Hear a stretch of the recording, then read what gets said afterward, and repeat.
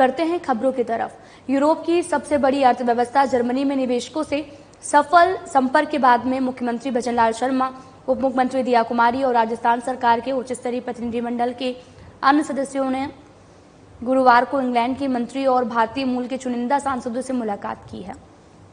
और इस दौरान सीएम शर्मा ने ब्रिटेन की संसद का दौरा किया और राज्य में निवेश के लिए मुख्यमंत्री ने ब्रिटेन के सांसदों, सरकारी अधिकारियों से सहयोग की अपील की और साथ ही rising Rajasthan global investment summit 2024 में शामिल होने के लिए आमंत्रित किया है।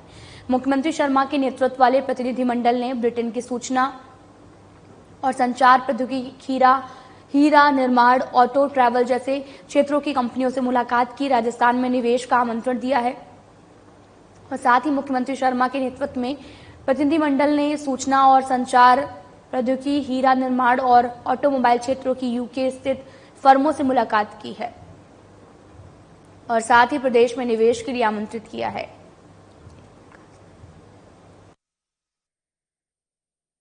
चलें कि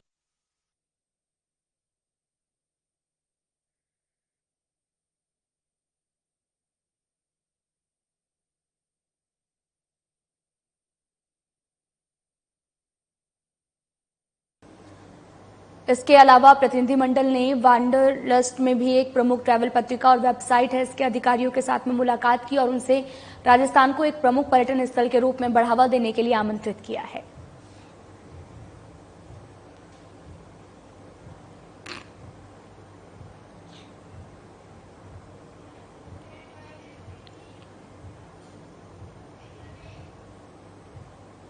मुख्यमंत्री भजनलाल शर्मा ने इंग्लैंड के मंत्री, इंडो पैसिफिक क्षेत्र और भारतीय मूल के चुनिंदा सांसदों से मुलाकात की है।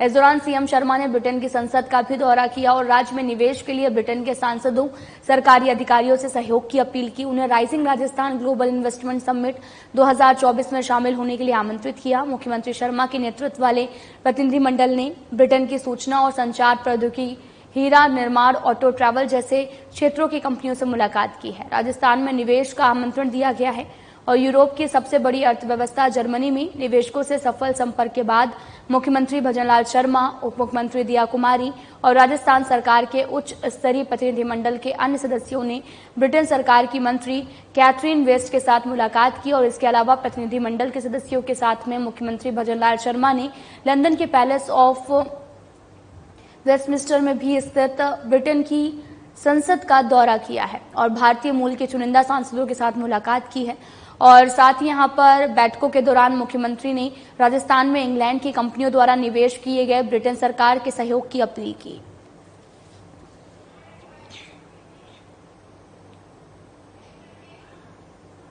उप मुख्यमंत्री दिया कुमारी ने गुरुवार को लंदन में आयोजित यूके इन्वेस्टर मीट के दौरान मुख्यमंत्री भजनलाल शर्मा के नेतृत्व में प्रवासी राजस्थानी समुदाय से संवाद किया है। इस दौरान उन्होंने कहा कि यूके के प्रवासी समुदाय के उद्यमिता राजस्थान में व्यापार को प्रोत्साहित कर नए रोजगार के अवसर पैदा कर सकती है, राज्य में नवाचार को बढ़ावा दे सकती है। डिप्टी सीएम दिया कुमारी ने भी कहा कि हमारी सरकार विकसित राजस्थान 2047 के लक्ष्य को साकार करने के लिए निरंतर प्रयास कर रही है। राइजिंग राजस्थान के तहत मैंने प्रवासी राजस्थानी समुदाय से अनुरोध किया है कि वे हमारे राज्य में व्यापारिक अवसरों का अन्वेषण करें और साथ ही नवाचार और निवेश के माध्यम से विकसित राजस्थान में अपनी महत्वपूर्ण भूमिका निभाएं।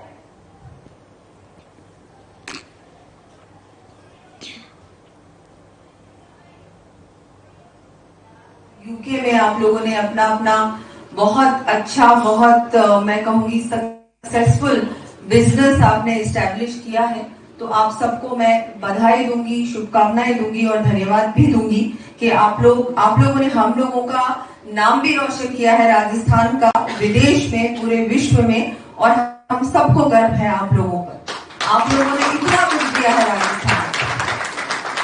आज जैसा कि आप सब जानते हैं कि राइजिंग राजस्थान समिट होने वाली है दिसंबर में जयपुर में 9 से 11 तारीख तक, और हम सब लोग बहुत सारे देशों में मुख्यमंत्री जी भी पधारे हैं, मंत्री भी गए हैं, अधिकारी भी गए हैं। हम लोग बहुत एफर्ट कर रहे हैं कि राजस्थान न केवल एक टूरिज्म का एक टूरिज्म हब, एक ऐसी जगह जहां सिर्फ टूरिज्म ही है और कुछ नहीं है, न केवल वो, लेकिन एक इन्वेस्टमेंट हब भी बने, एक इंडस्ट्रियल हब भी बने।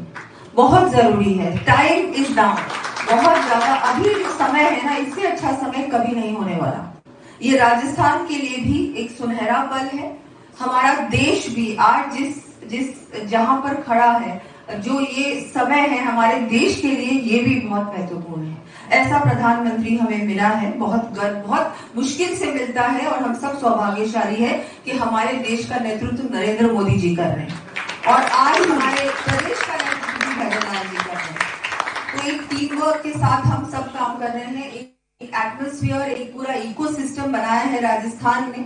आज रिप्स 2024 पॉलिसी का भी लॉन्च हुआ है, क्योंकि उसमें बहुत सारे ऐसे इंसेंटिव्स हैं। ईज ऑफ डूइंग बिजनेस, कैसे हम लोग आप लोगों को ज्यादा इंकरेज कर सकते हैं कि आप आए राजस्थान, आप राजस्थान में इन्वेस्ट करें। राजस्थान में संभावनाएं, पोटेंशियल बहुत ज्यादा है।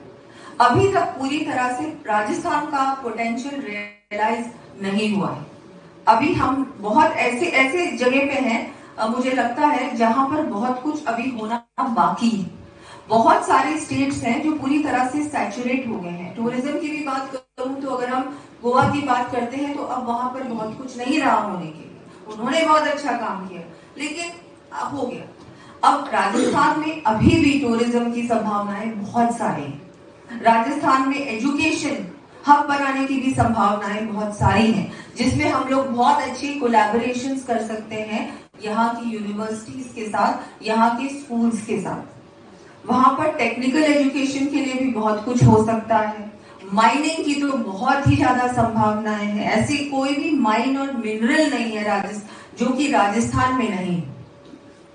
तो ये भी एक बहुत अच्छी, बहुत बड़ा एक वो है जो आप देख सकते हैं। ऐसा सेक्टर है जहां पर आप लोग अगर इंटरेस्टेड हैं तो बिल्कुल आपको आना चाहिए। मैं तो कहूंगी टेक्सटाइल इंडस्ट्री भी राजस्थान में है, उसको हम लोग कई बार इग्नोर करते हैं। जैसे भीलवाड़ा है, बहुत सारी ऐसी एरियाज हैं जहां टेक्सटाइल इंडस्ट्री अभी भी है और बढ़ सकती है। हैंडीक्राफ्ट इंडस्ट्री, उसके बारे में भी हमको सोचना चाहिए। हम लोग राजस्थान से हैं और राजस्थान में जो क्राफ्ट्समैनशिप है वो और कहीं भी नहीं है। बहुत सारे डिजाइनर्स, बड़े बड़े डिजाइनर्स ने आके हमारा क्राफ्ट एक तरीके से रेप्लिकेट किया है, चोरी किया है। उन्होंने वहां से ले तो लिया, लेकिन राजस्थान के बारे में कुछ बोला नहीं। ये नहीं बोला कि ये हैंडीक्राफ्ट, ये क्राफ्ट राजस्थान से। तो we need people to do that now, and I think the best people to do that are you all. आप हमारे एम्बेसडर्स हैं, आप यहाँ पर रहते हैं, आप हमारी वॉइस हैं। हम लोग तो बार बार नहीं आ सकते, लेकिन आप हमारी आवाज बनकर घर घर तक पहुंच सकते हैं। All of you are connected to social media. आजकल तो सोशल मीडिया का युग है, तो मैं आप सबसे अपील करूंगी कि अपने अपने सोशल मीडिया हैंडल्स पे जाएं और राजस्थान में आने के लिए, राजस्थान में इन्वेस्ट करने के लिए। लंदन में राइजिंग राजस्थान इन्वेस्टर मीट में उप मुख्यमंत्री दिया कुमारी ने मुख्यमंत्री भजनलाल शर्मा जी के प्रयासों की तारीफ करते हुए कहा कि वे जिस तरह से राइजिंग राजस्थान को सफल बनाने के लिए मेहनत कर रहे हैं, इससे निश्चित है कि हम विकसित राजस्थान 2047 के लक्ष्य की एक मजबूत नींव रख रहे हैं।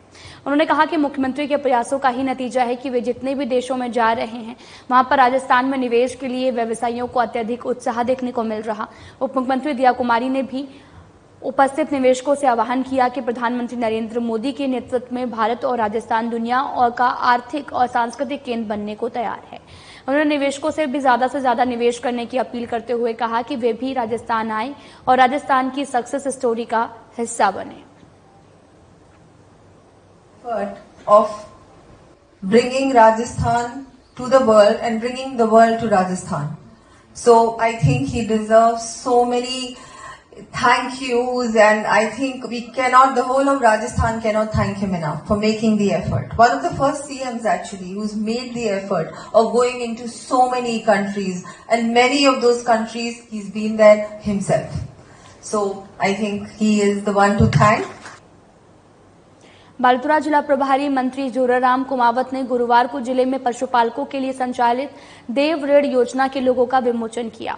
इस अवसर पर उन्होंने कहा कि देव ऋण योजना से पशुपालक सशक्त बनेंगे। पशुपालकों को मिलने वाले ऋण से उनकी आर्थिक स्थिति में सुधार होगा, साथ ही रोजगार के नए अवसर उपलब्ध हो सकेंगे। इस दौरान उन्होंने देव ऋण योजना के लोगों का विमोचन कर लाभार्थियों से भी संवाद किया। उन्होंने कहा कि देव ऋण योजना के प्रथम चरण में बालोतरा जिले में पशुपालकों की स्थिति में सुधार होगा। इस योजना के तहत ऐसे 3011 परिवारों को ऋण योजना के अंतर्गत लाभान्वित करने का भी लक्ष्य रखा गया है। जिले में नवाचार के तहत 50 और इससे अधिक पशु रखने वाले पशुपालक परिवारों को सर्व उपरांत देव ऋण योजना के तहत 1,60,000 रुपए आर्थिक सहायता उपलब्ध करवाई जा रही है।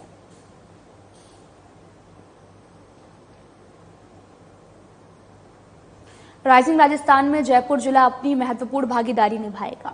जयपुर ग्रामीण और दूदू जिलों की जिला स्तरीय इन्वेस्टर मीट का आयोजन 8 नवंबर 2024 को राजस्थान इंटरनेशनल सेंटर जयपुर में किया जाएगा। मीट के सफल आयोजन के लिए संपूर्ण जिले के उद्यमियों से भी संपर्क किया जा रहा है। इसी कड़ी में गुरुवार को अतिरिक्त जिला मजिस्ट्रेट आशीष कुमार की अध्यक्षता में औद्योगिक क्षेत्र मालविया स्थित रिको गेस्ट हाउस में औद्योगिक क्षेत्र मालविया, मानसरोवर, अपैरल पार्क और हीरावाला और साथ ही पीएचडी चैम्बर के पदाधिकारियों और सदस्य के साथ में जयपुर में निवेश के संबंध में चर्चा की गई है और रिको द्वारा स्थापित औद्योगिक क्षेत्रों में इकाइयां स्थापित करने के रुझान के साथ उद्यमियों द्वारा अतिरिक्त जिला मजिस्ट्रेट और रिको के अधिकारियों की उपस्थिति में लगभग 457 करोड़ का निवेश किए जाने के MOU हस्ताक्षरित किए गए हैं, जिनके द्वारा 2 साल के अंदर इकाई स्थापित कर लगभग 1000 व्यक्तियों को रोजगार प्रस्तावित किया गया है।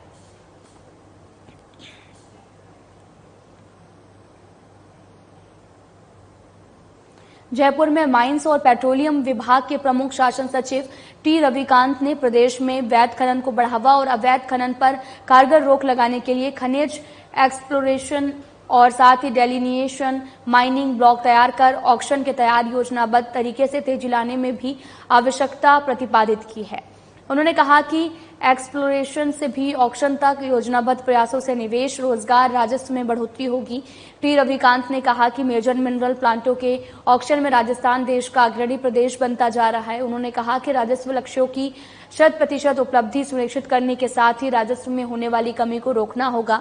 विभागीय अधिकारियों को फील्ड में अधिक से अधिक सक्रिय रहने का जो जोर है वो देते हुए उन्होंने कहा कि इससे अवैध खनन गतिविधियों पर रोक लग सकेगी। और टी रविकांत ने कहा कि राज्य सरकार ने परिवर्तित बजट घोषणा की क्रियान्वित में भी एमनेस्टी योजना जारी कर दी है और अब अधिकारियों का दायित्व होता है कि वे योजना के मुख्य बिंदुओं पर लाभों की जानकारी संबंधित तक पहुंचा सकें और इस योजना में अधिक से अधिक वसूली के प्रयास करें। उन्होंने ये भी कहा कि हमें नीलाम खनिज ब्लॉकों में खनन कार्य शीघ्र आरंभ हो सकेगा। इसके लिए संबंधित समन्वय बनाते हुए ठोस प्रयास करने होंगे और इससे प्रदेश में रोजगार, राजस्व में बढ़ोतरी होगी।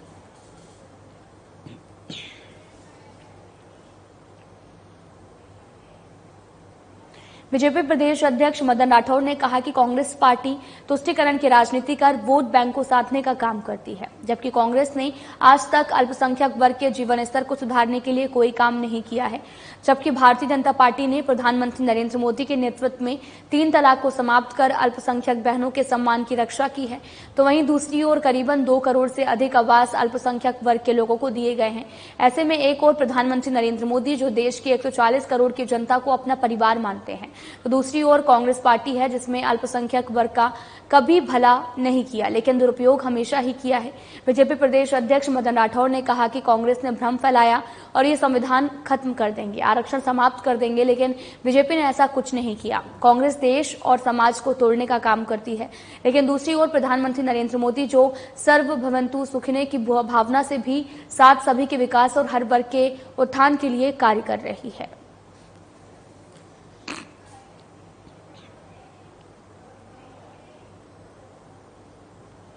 विधानसभा अध्यक्ष वासुदेव देवनानी ने गुरुवार को अजमेर में हरिबाऊ उपाध्याय नगर ए ब्लॉक में 1.13 करोड़ रुपए की सड़क निर्माण कार्य और अंतरण माता मंदिर में पुलिया और छतरी योजना में ट्यूबवेल निर्माण कार्य का शुभारंभ किया है।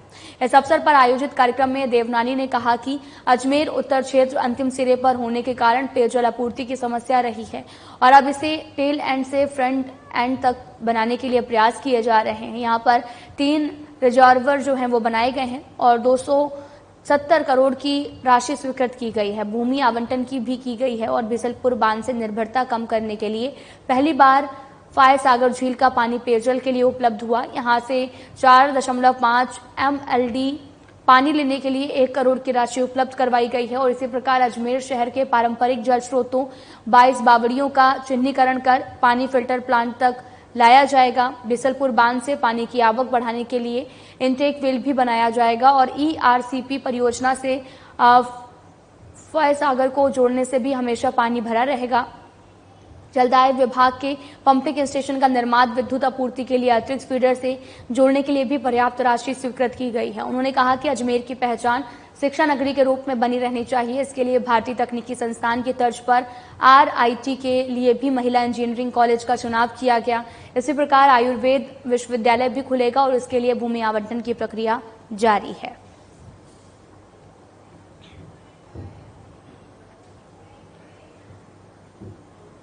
राजस्थान प्रदेश कांग्रेस कमेटी ने आगामी विधानसभा उपचुनाव के लिए जोधपुर लोकसभा से कांग्रेस के प्रत्याशी रहे प्रदेश महासचिव करण सिंह उजियारड़ा को भी आपको बताते चले कि देवली उनियारा का चुनाव प्रभारी नियुक्त किया गया। उजियारड़ा को भी चुनावी प्रभारी नियुक्त करने पर जोधपुर में कांग्रेस पार्टी और उनके समर्थकों में खुशी का माहौल देखने को मिला। कांग्रेस के नेताओं, कार्यकर्ताओं, समर्थकों ने उजियारड़ा को भी बधाई दी और करण सिंह उजियारड़ा में प्रदेश कांग्रेस अध्यक्ष गोविंद सिंह डोटासरा और प्रदेश पूर्व मुख्यमंत्री अशोक गहलोत और प्रदेश पूर्व उप मुख्यमंत्री सचिन पायलट, राजस्थान विधानसभा में नेता प्रतिपक्ष टीकाराम जूली का आभार जताया। करण सिंह उजियारड़ा ने यह भी कहा कि प्रदेश कांग्रेस कमेटी ने जो जिम्मेदारी उन्हें दी है वे उसे पूरी निष्ठा और जिम्मेदारी से निर्वाह करेंगे।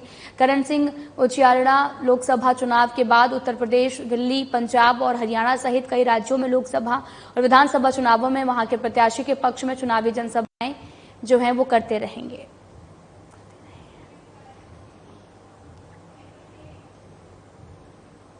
भारत निर्वाचन आयोग ने राजस्थान विधानसभा की 7 रिक्त सीटों पर उपचुनाव के लिए अधिसूचना जारी कर दी है।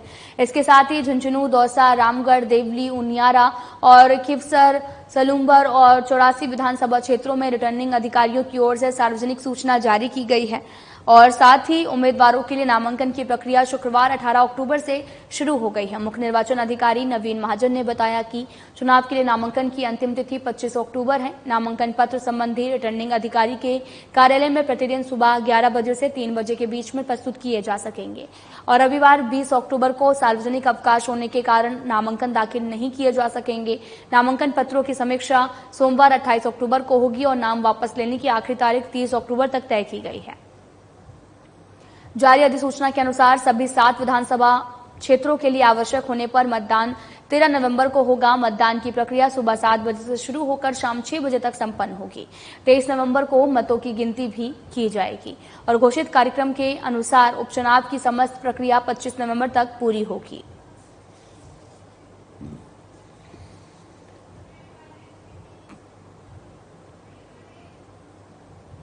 प्रदेश के 7 विधानसभा क्षेत्रों में उपचुनाव के दौरान राजनीतिक विज्ञापन और रिकॉर्डेड ऑडियो कॉल और साथ ही बल्क मोबाइल संदेश आदि का सक्षम स्तर से अधिप्रमाणन के बिना प्रसारण करने सहित आचार संहिता के उल्लंघन होने पर निर्वाचन विभाग संबंधी मोबाइल ऑपरेटर्स और टेलीमार्केटिंग फर्म के खिलाफ कार्रवाई करेगा।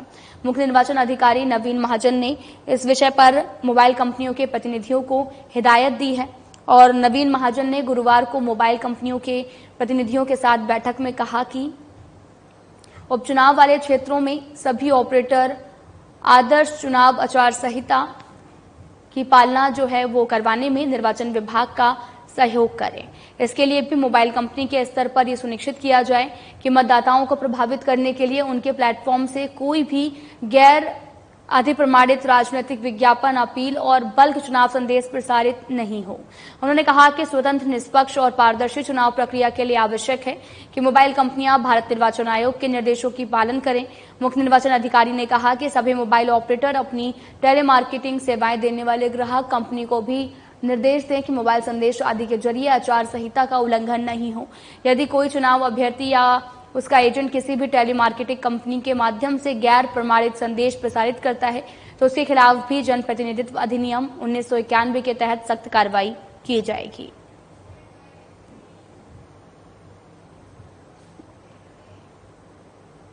नगरीय विकास और स्वायत्त शासन विभाग के राज्य मंत्री झाबर सिंह खर्रा की अध्यक्षता में गुरुवार को जोधपुर विकास प्राधिकरण की विभागीय समीक्षा बैठक संपन्न हुई। बैठक में प्राधिकरण द्वारा किए गए विकास कार्यों की विस्तृत समीक्षा की गई, साथ ही उनके गुणवत्तापूर्ण और समयबद्ध निष्पादन की भी सराहना की गई है। बैठक में राज्यसभा सांसद राजेंद्र गहलोत, सूरसागर विधायक देवेंद्र जोशी और जोधपुर शहर विधायक अतुल बंसाली और साथ ही जेडीए आयुक्त उत्साह चौधरी सहित अन्य वरिष्ठ अधिकारी उपस्थित रहे। बैठक के दौरान जेडीए सचिव भागीरथ बिश्नोई ने प्राधिकरण की तहसीलों, राजस्व ग्रामों और जोनल प्लान और संगठनात्मक ढांचे के बारे में एक संक्षिप्त विवरण प्रस्तुत किया। इस प्रस्तुति में प्राधिकरण की भूमिकाओं का विवरण, औद्योगिक रोड नेटवर्क प्लान और प्राधिकरण की भूमि बैंक से संबंधित जानकारी भी साझा की गई। स्वैच्छिक शासन मंत्री खर्रा ने जेडीए द्वारा किए गए कई विकास कार्यों की समीक्षा करते हुए कहा कि जोधपुर विकास प्राधिकरण ने गुणवत्तापूर्ण और समय पर कार्यों का निष्पादन कर शहर के सर्वांगीण विकास के लिए उत्कृष्ट प्रयास किए। उन्होंने प्राधिकरण द्वारा पूर्ण किए गए और प्रगतिरत परियोजनाओं की सराहना करते हुए भविष्य के कार्यों के लिए मार्गदर्शन प्रदान किया है।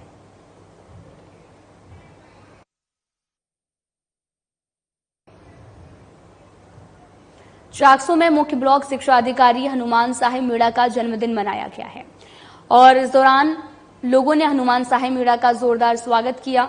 इस दौरान ब्लॉक के सभी प्रधानाध्यापक, प्रधानाध्यापिका, प्रधानाचार्य सहित कई लोग कार्यक्रम में मौजूद रहे हैं। मुख्य ब्लॉक शिक्षा अधिकारी चाकसू हनुमान साहिब मीणा अक्टूबर महीने के अंत में सेवानिवृत्त हो रहे हैं। उनके कार्यकाल की भी इस दौरान लोगों ने जमकर तारीफ की है।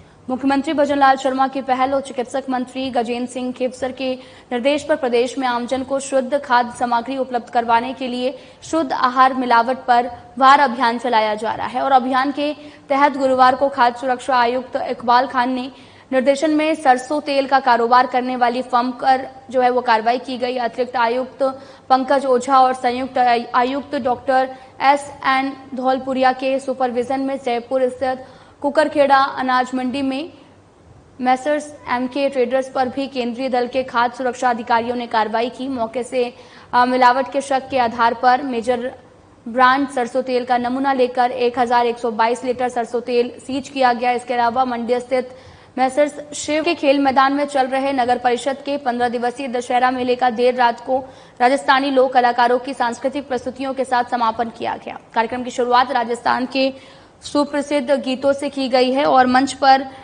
घूम कर नृत्य करने के लिए सभी कलाकारों ने इसे जीवंत करने में पूरा जोर लगा दिया है और साथ ही दर्शक भी झूम उठे और तालियां बजाकर कलाकारों का उत्साहवर्धन किया है।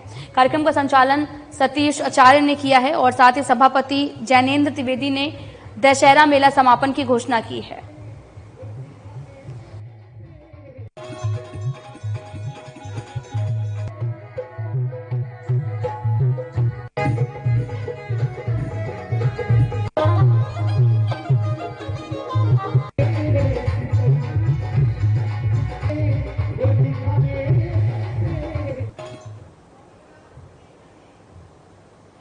फिलहाल इस वीडियो में इतना ही। नमस्कार।